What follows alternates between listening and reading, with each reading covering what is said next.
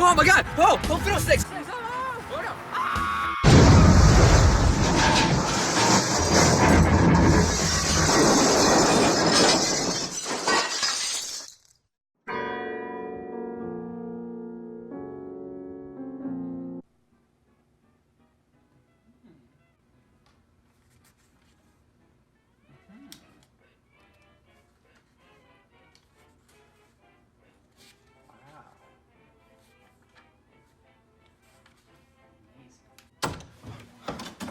Dude, I really need to tell you something. I just saw Rosa Parks. She's out there right now. You need to come and see this right now. Did you seriously just crash my car? What? No, that's ridiculous. What are you talking about, you silly goose? That never happened. Huh? What do you know? That little sneaker that got on there. What? I didn't do it! I didn't do it! Oh, God, you flapper. What's a flapper? Huh. Looks like somebody wasn't paying attention in history class. Here, let me learn you a thing or two. Women have been around since the dawn of time, aka the 1890s. Back then, women weren't allowed to vote, speak out of turn, or have authority over a man. That is until the 1920s. This is about the time when women started to say, "Hey, frick you, men!" and basically did whatever. Here, let me give you a rundown. This is what a woman looked like before the 1920s. Notice the long dress that goes all the way down to the ankle, the long sleeves, the covered necks, all covering as much skin as possible. Exactly as God intended. On the other hand, take a look at this whore from post-1920. Dress above the knees, hardly any sleeves, exposed cleavage. Oh God, it's sinful, it's shameful, and worst of all, it's free-spirited. But that's not all. Just listen to some of these downright evil activities. Smoking. Ew. Drinking in public. Oh. And even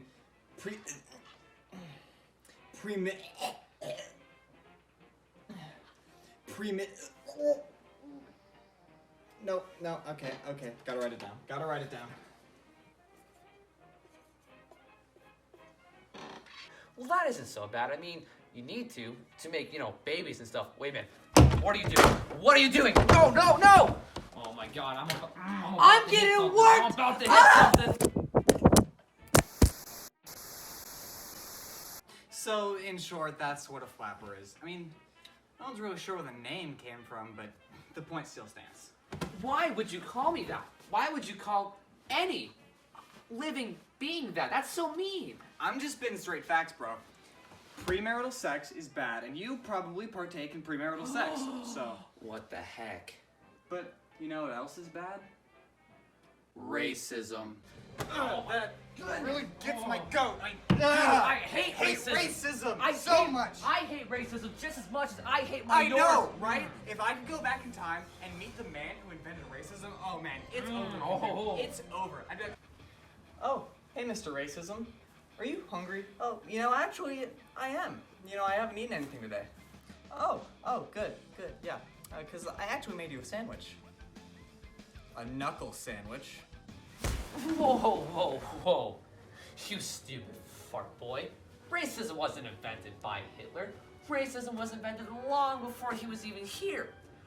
Racism was invented back in 1863 by Michelle Obama when she freed the slaves after she had her big ol' "I had a dream" speech.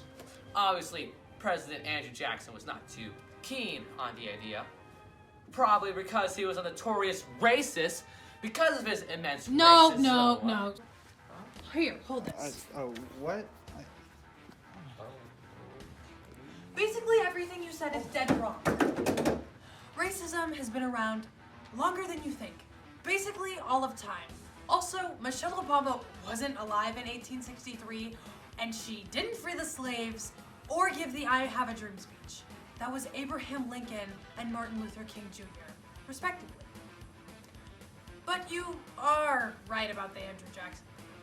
The Trail of Tears was, in fact, not the movie. What do you know about African American culture and history. Why are you looking at me like that? I'm not a racist. It's not like I'm part of the KKK or something. That would be silly. Stop looking at me. Actually, you could have been, if you wanted to. For only $10, you could have been accepted into the ranks of the worst people in America. There were, however, some stipulations. You obviously couldn't be black or Jewish or Catholic, as those were the main targets of the Klan. The KKK has been one of the most notorious hate groups for the past 155 years. And this second wave of Klan, which started in 1915, operated under the guise of a patriotic and religious group that promoted 100% Americanism, where they were actually just a bunch of white supremacists who used all possible means to oppress those different from themselves. At their peak, they claimed 15% of nation's eligible population.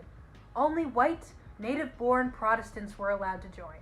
Actually, now that I think about it, I don't think you could have been a part of the Klan, since they were so adamantly against homosexuals.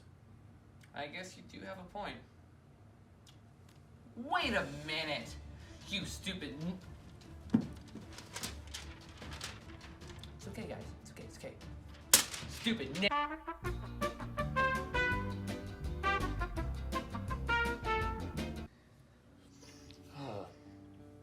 Give me the strongest thing you got.